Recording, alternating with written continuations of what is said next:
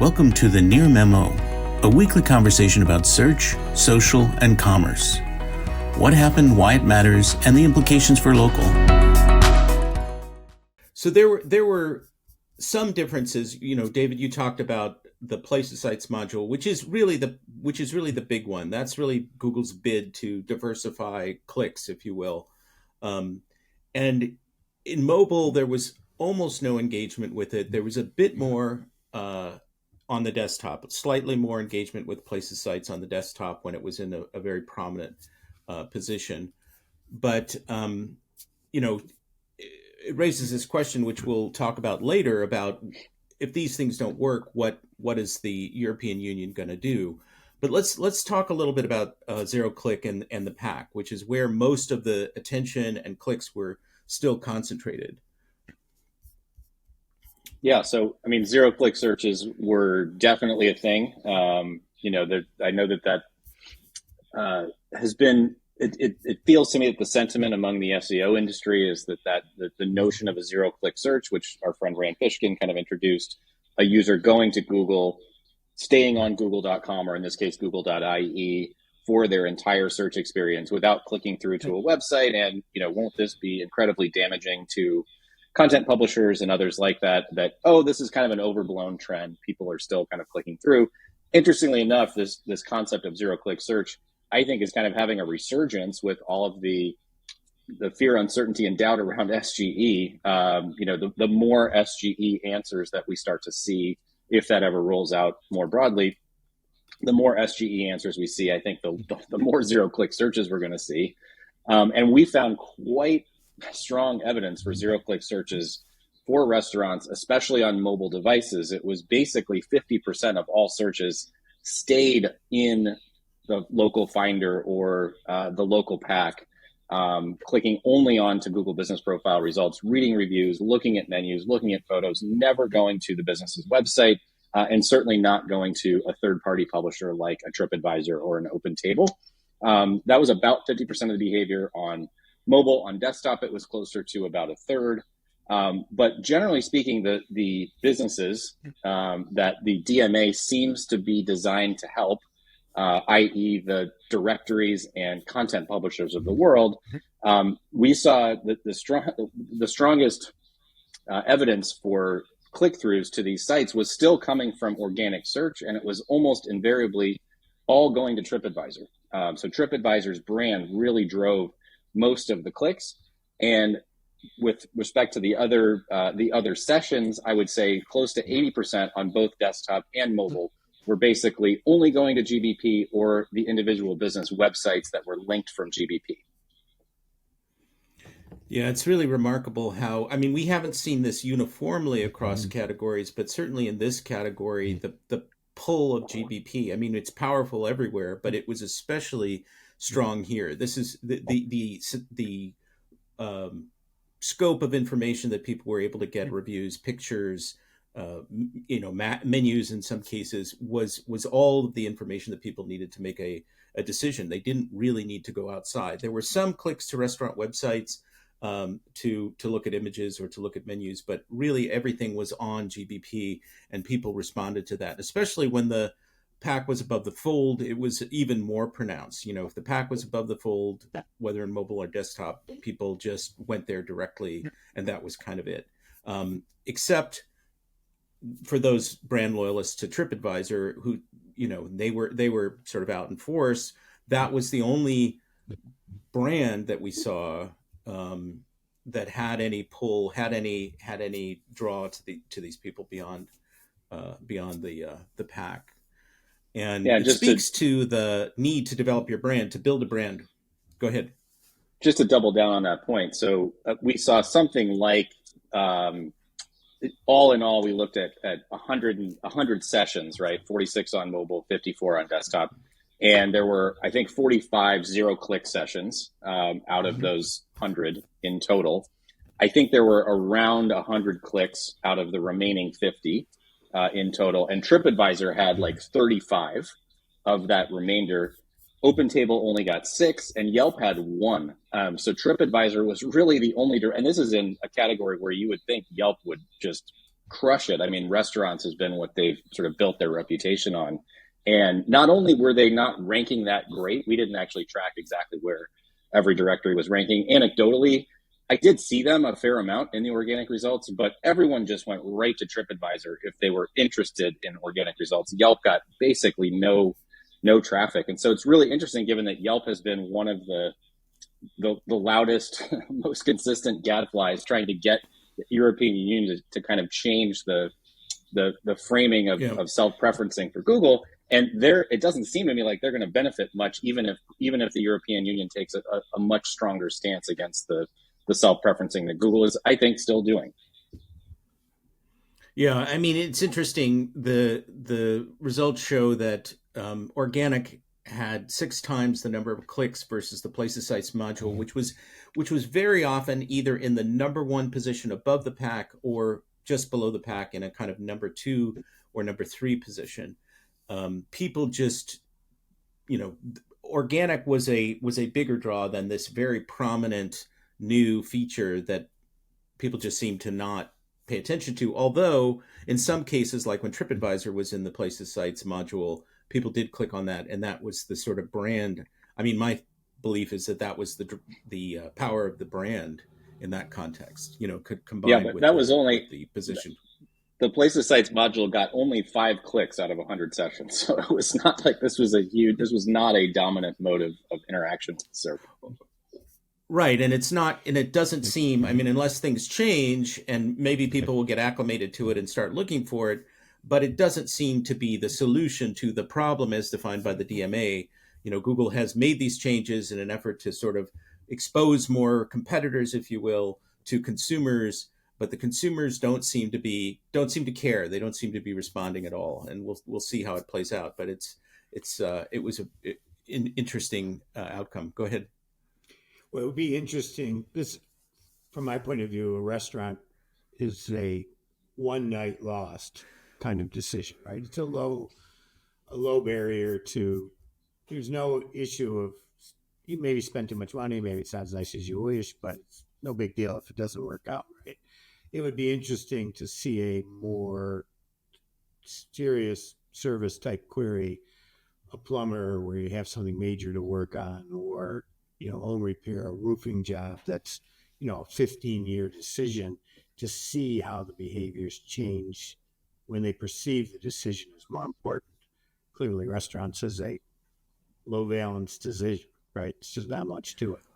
And so people and to want that to get point, in, get out quickly, and satisfy their thought that they've done due diligence, To that point, I mean, we saw, we also track considerations, how many competing businesses they're looking at before making a choice.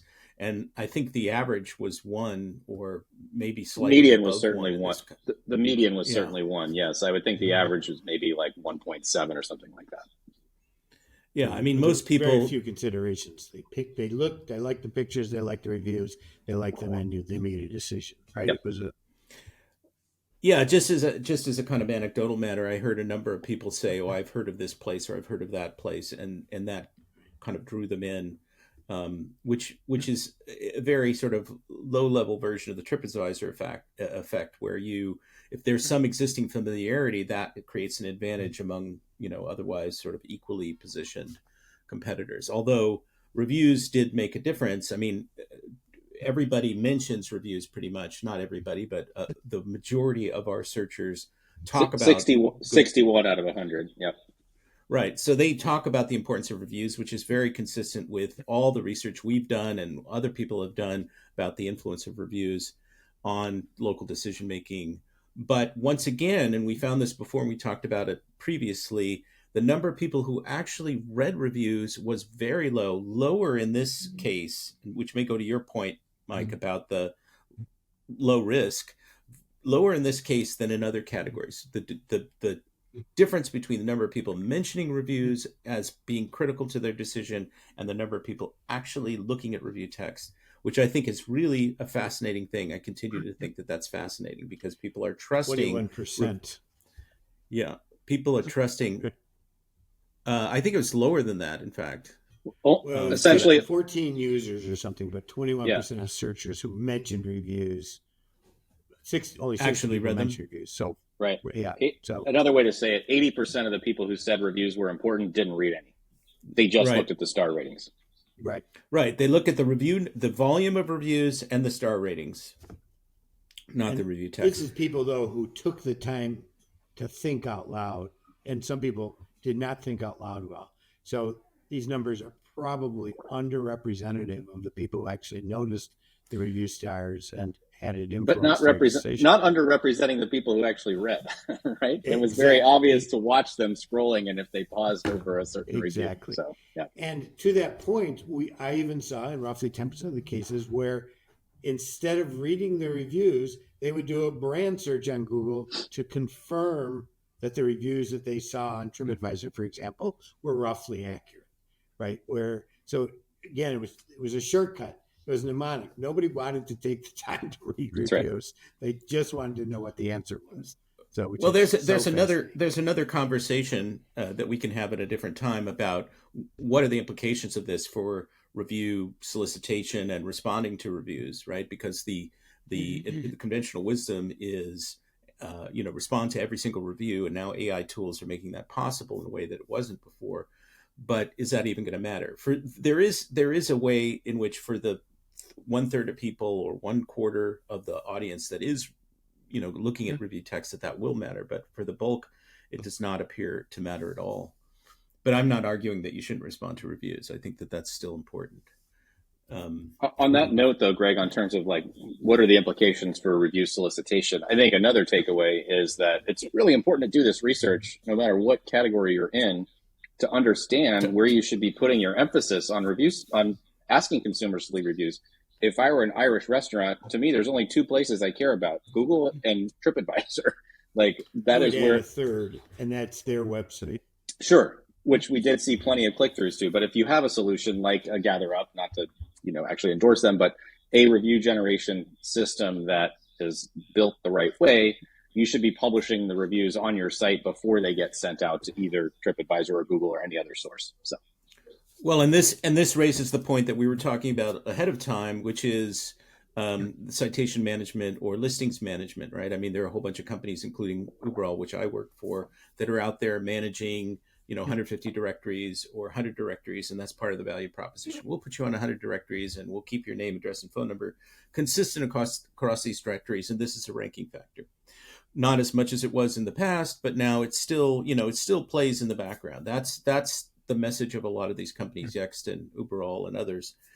And what's emerging from our research is that you really need to pay attention to specific directories and specific verticals. There's a handful of directories in each industry that really matter from a consumer standpoint, or that rank and that people are going to interact with and read reviews on.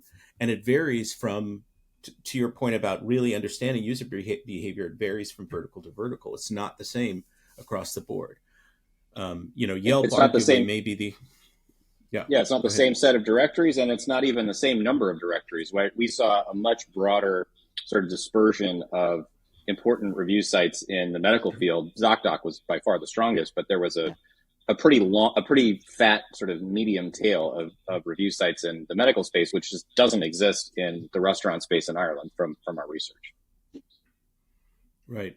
And it may be different market to market, right? I mean, if you're in a different geography, the sites that are going to be popular, of course, are going to be different. I mean, in this country, in the United States, it may be, Eater, and, Time Out may be significant somewhere else. I mean, there's other content sites, content publishers, and directories that are going to have a rank better and are going to have a different impact by market. So that's another argument in favor of really understanding, not sort of just making assumptions about user behavior, but really understanding user behavior. Another takeaway for me for the business in this was that given the low number of restaurants considered in search, that you have to be top of your game on not just reviews, but images, visibility of the menu on both Google and the website, variety on the menu. A number of people said, oh, well, I'm a vegetarian. I wouldn't want to go there if they didn't have vegetarian dishes to complement whatever my friends are eating, right? So it it speaks to that if you do get somebody's eye in this business, you have to be top of your game on all of those other aspects to seal the deal. And that is true across Google, which is, say, 50% or 60% of where you're going to get. It's true across TripAdvisor. It's true across your website. It's probably true across OpenTable as well. Yep. So like those 4 places, images, reviews, menu items, menu variety, and ambiance, we're all going to contribute to you once they get in your funnel. Right? Yeah, we saw people making very quick value judgments based on 1 or 2 photos. I mean, a couple of seconds and they'd move on to the next one if they didn't like the way it looked. So photos are, I think, particularly in restaurants, just an incredibly critical conversion factor. Right. You need photos of your interior. You need photos of the food. Menus is a big driver of click-throughs to a website in a restaurant context. You know, that information exists on Google, on the profile. It's often outdated or occasionally outdated, and people will go through to the website to see the most current menu or to see a better presentation of the menu, because what you get are, you know, thumbnails of menus and you can click through, but sometimes they're difficult to read. So people are really looking for menu information. That's a very strong driver of clicks to restaurant websites.